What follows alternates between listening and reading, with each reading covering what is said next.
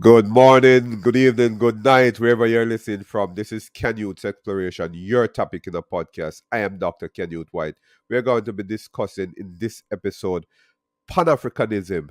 We're going to be looking at this back to Africa challenges. Some persons might not believe that it's possible and what the concept is really about. But a Pan-Africanist is my guest today, and we are going to be having a conversation as it relates to Pan Africanism. And he will be joining us soon just to talk about this concept of Pan Africanism and how we basically can understand as black people, as as Africans, so to speak, how to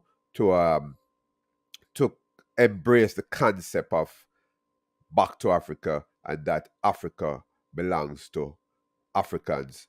I like to let into the studio Dave Wright to have that discussion. Dave, how you doing, man?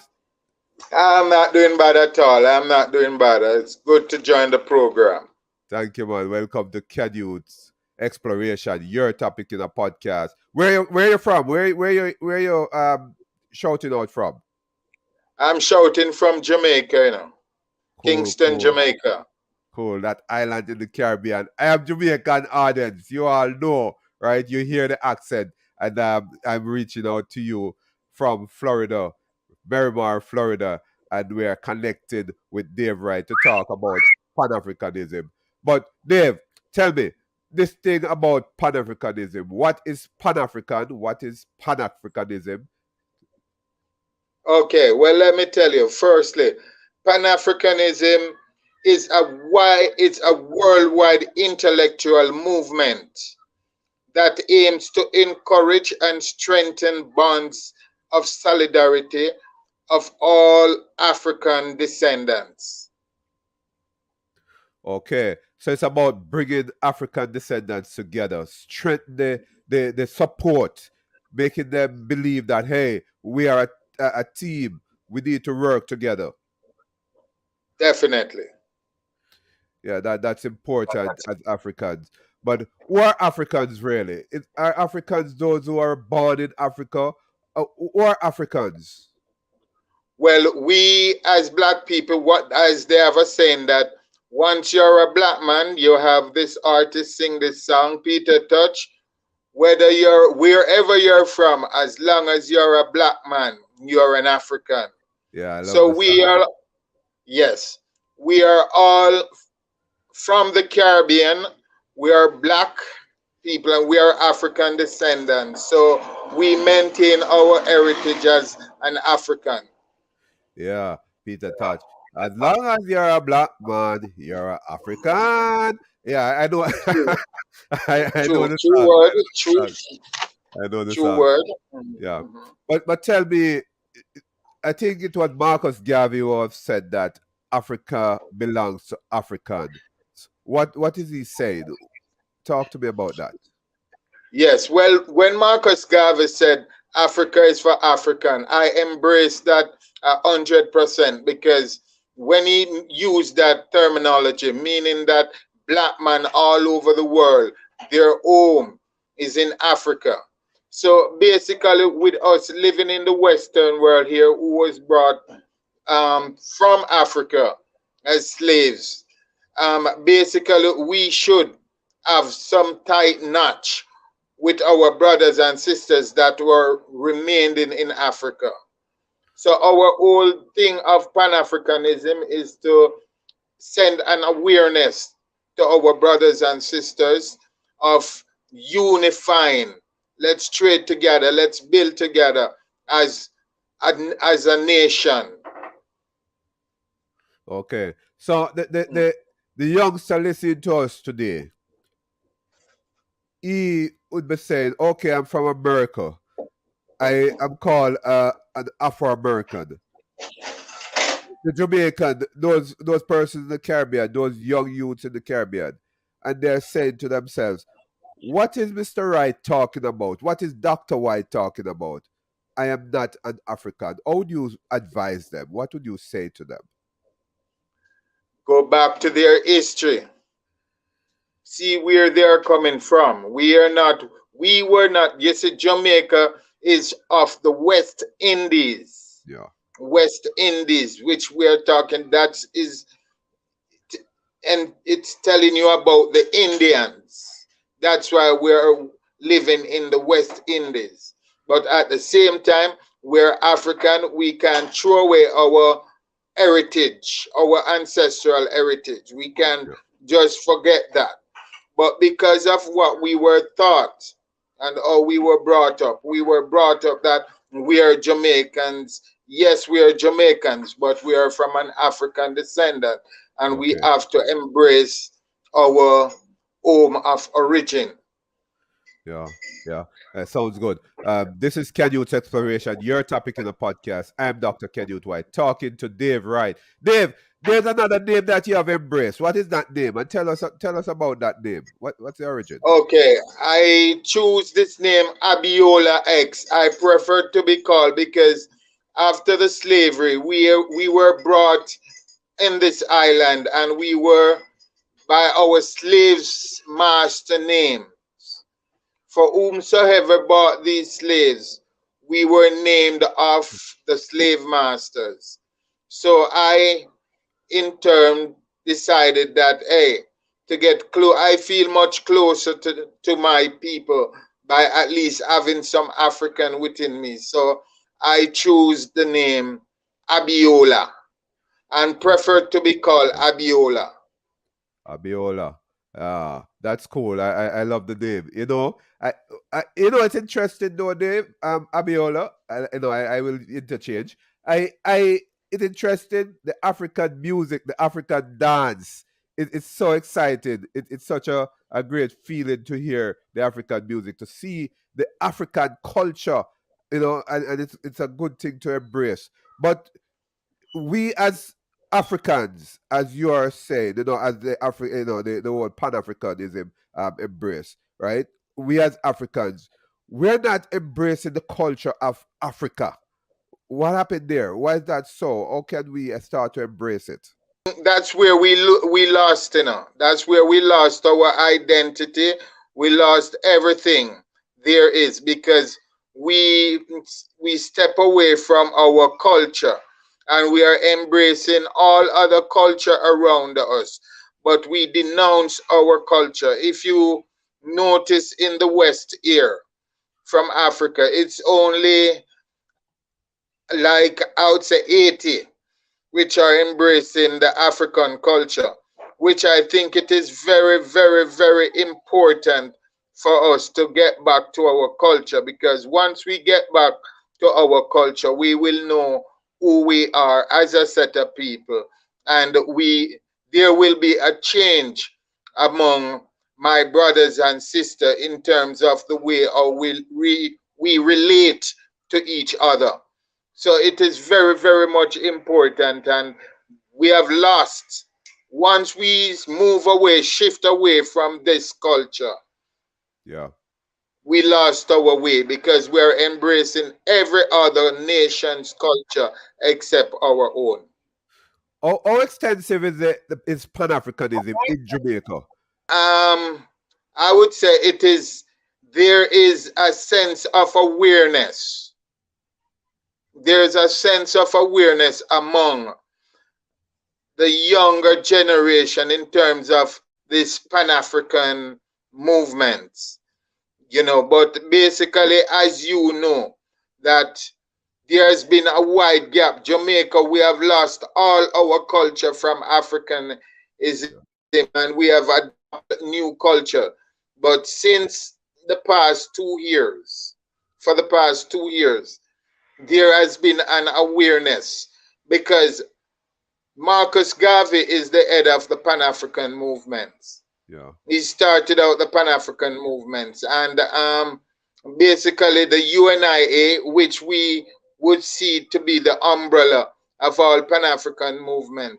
The UNIA, I don't see where they are really as effective as they should be. But as I'm saying that we just need to be more loyal and teaching the Marcus Garvey teaching Yeah. among the younger generation. And when we start teaching it among the younger generation, we'll find that everything just take time coming in place. Yeah. My Pan-African movement that has evolved 2 years ago, the Black Imperial Global Revolutionary Movement, it's not to go against any Pan-African movement anywhere. I strongly embraced and have great respect for the UNIA, and we are willing to work with the UNIA in order to achieve the objective of Pan Africans, because every Pan Africans, whether home or abroad, we are of one objective. And you are the So president of your organization. yes, I am the president of the Black Imperial Global Revolutionary Movement. So when you say we, how many persons are involved in your organization? Tell me a bit about your organization. I have over 500 people. When I said 500 people, I mean, first, most of my people are Africans. Most of my members are Africans. We're in Guyana, we're in Barbados, we're in Bahamas, we're in Haiti, we're in a few places, and we are strengthening up. Oh, great, great, We're great. getting more strength. What is the aim of the organization? Well, our organization are is to, as a Pan-African movement, is to stick to the objective of the Pan-African movement that aims to encourage and strengthen bonds of solidarity between all African descendants, our African descendants. So our aim is to have to see a United States of Africa. We strongly support the United States of Africa, and we support a united Caribbean, because we as a Caribbean, standing on our own, even though the Commonwealth has been formed, it has not been as effective as it should. We being tighter together, integrated together, it would build it would build the lifestyle of the Africans. It will build the lifestyle, and in order to be living a basic standard of life, our basic standard of life would have improved. We wouldn't be calling a place ghetto anymore. We wouldn't become, because you have, I don't really believe in ghetto. I believe in low income. We Yeah, have low income communities, yeah, and within these low income communities, because everybody can't live in a certain communities, but there will be pride, and people would be stemming for the highest. So based on what is happening right now, it's just to keep us down. But once we integrate as a Caribbean, having one president yeah, governing the Caribbean with the prime ministers, we start trading among each others, straight back to Africa, building more factories, which will create more employment. So the state will be able to achieve more. So the nation, our nation, the countries, then the countries come in, because I believe in building the people and let the people build the country. I don't embrace the system of building the country and the people can't partake in whatever you build. I say build the people and let the people build the country. I like that, and that is So I important. my Yeah, movement my movement strongly embrace the integrated Caribbean, as the former Eric Williams, the former Prime Minister of Trinidad. I think that was on his agendas in the 70s. But because of greed within the Caribbean, that I am better than you, that Trinidad is better than Jamaica, Jamaica is better than Barbados, and we are all one. yeah, We were all brought to the West as slaves, and put in and placed in other areas. So actually, my brothers are in Barbados, Bahamas, Haiti. We have families all around. So the Jamaicans are not better than the Trinidadians, and the Trinidadians are not better than the Jamaicans. We are Yeah. all great in whatever we do.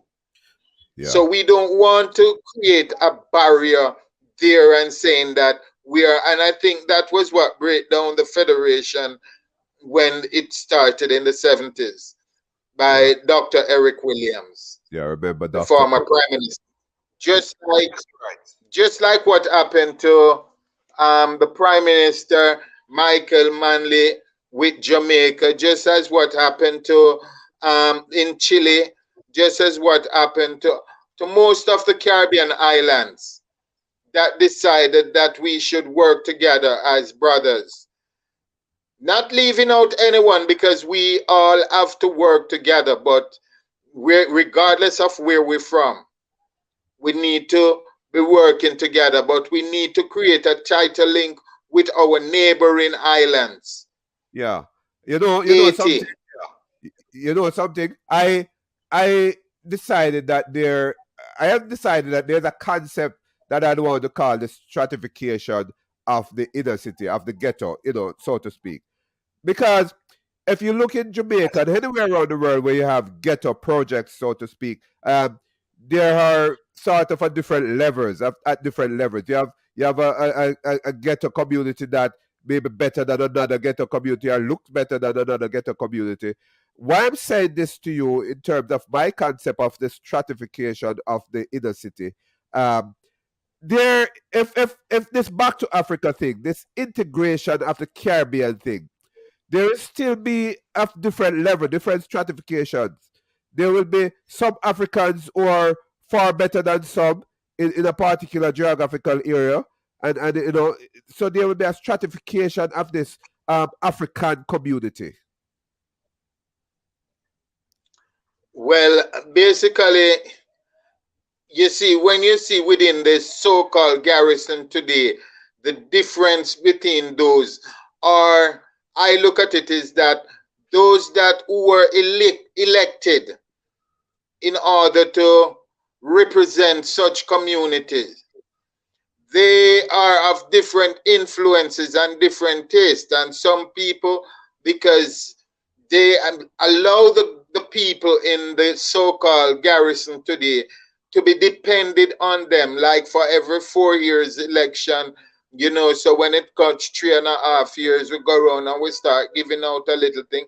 Like what is happening now, you have a lot of bushing Christmas work giving out, and all of this happen. It just happened once a year. But for a leader, we have elected a leader to lead. And when I say to lead, to work for the people, because you become, you're an agent of the state, which meaning that you are working for the people of the community. And when Yeah, you're working for the people of the community, you have and you have to do what you're there to do. You're supposed to look within your community and say, listen, we need to create a community center. We need to have the children engage in certain areas, skill right. areas. You have to, you see, like, I'm not straying from the point. Yeah, Look in the garrison, we have so much churches. Why couldn't we have more skill centers teaching the young people a trade? Just okay. as much churches you have. We just, if we have these things, if the leaders that were elected to run in a community were trying to help uplift the people within the community or uplift the nation, it would be much better, because there shouldn't be a difference between um, any of these community. Reason being, we have a fixed basic wages. The Yeah, basic wages are supposed to subsidize for the basic standard of living. So the yeah, basic standard of living can't be above the basic wages. yeah, yeah. Once we find that the basic standard of living is is below the basic wages, we are going to have what we are having today. So you're saying then, right, that if there's an integration of Africans, then all of what you have described would be a part of that integrated African society. Definitely. Because one would have to work for their pay. Right now, a lot of these people are collecting pay under false pretend because what are they doing?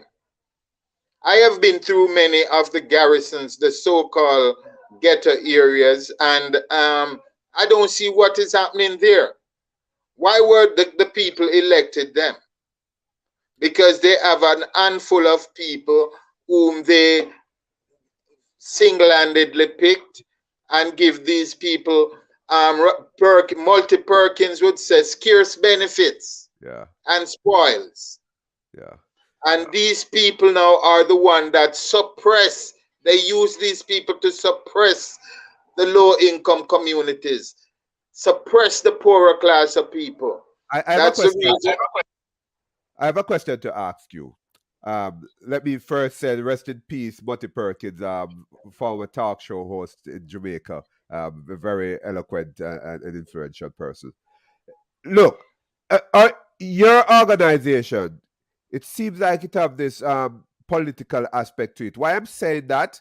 Because you sound very eloquent and sound like someone who love your country and have a plan for your country, have a vision, a great vision for your country. Is it that later on you might be looking to become what, a third party in Jamaica? Well, the possibilities are endless, you know. Yeah, The possibilities are endless. We can, because in terms for us to have a better nation, we need patriotic, loyal, and patriotic people representing the people. And when people are not working, we get them out.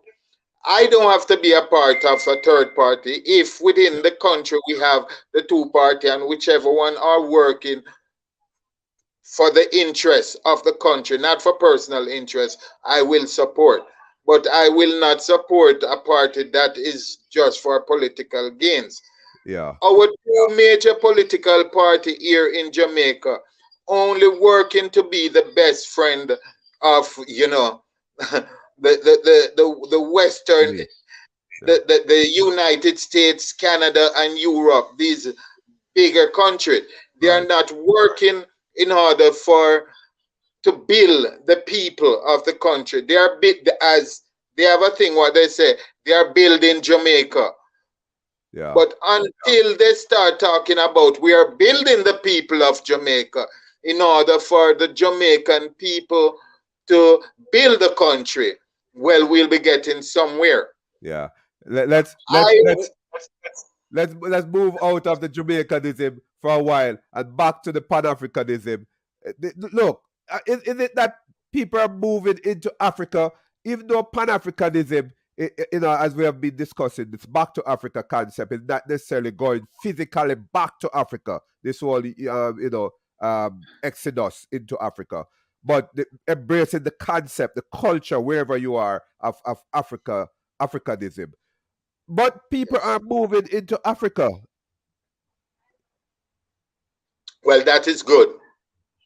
That is good because we need people to get back to Africa, people with strong influences, people who are economically strong to go there and utilize what the resources of our country because it is not, I don't see it where we should allow the, I would say, the African enemies, the enemies of African to still be tilting our soil and taking out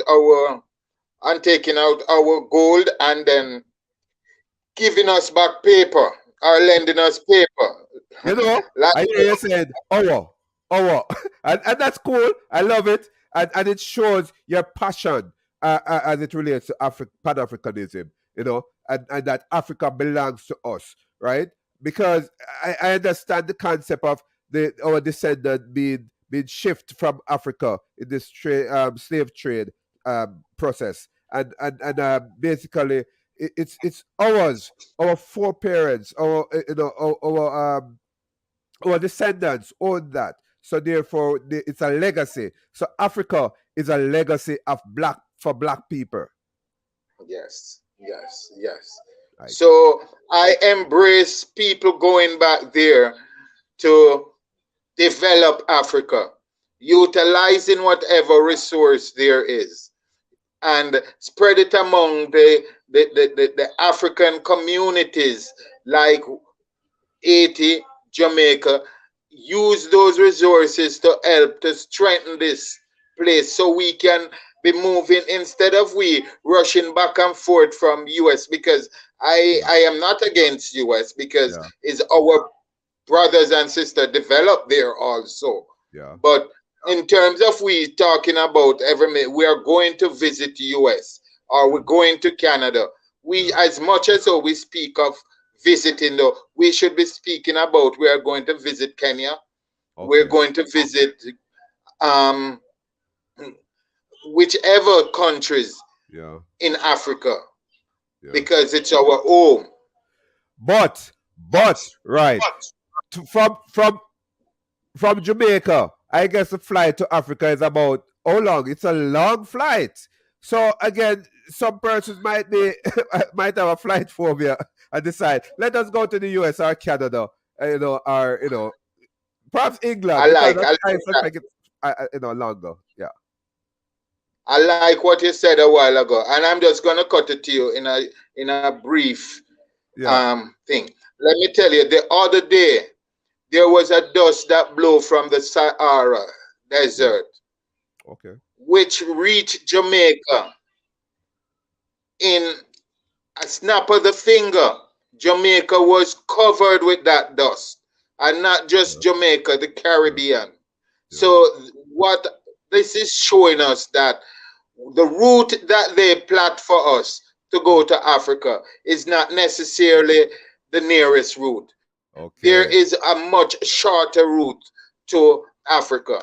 The same route that does blow from the Sahara to reach us and black up Jamaica with that dust, that pollution.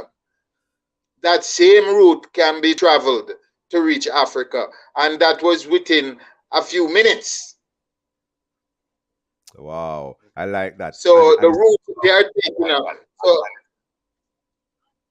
So, go ahead, go ahead, go ahead, so go ahead. basically, yeah, so basically the routes, once we integrate, we can always draw our geographical plan and say this route we are taking to Africa. We don't have to go through Europe, sit in Europe and wait how long and then move from Europe straight to Africa. No, you can travel straight from Barbados to Africa. A matter of fact, last year November, I think there was a flight Oh yeah. which leave from Nigeria straight to Jamaica and from Jamaica straight back to Nigeria.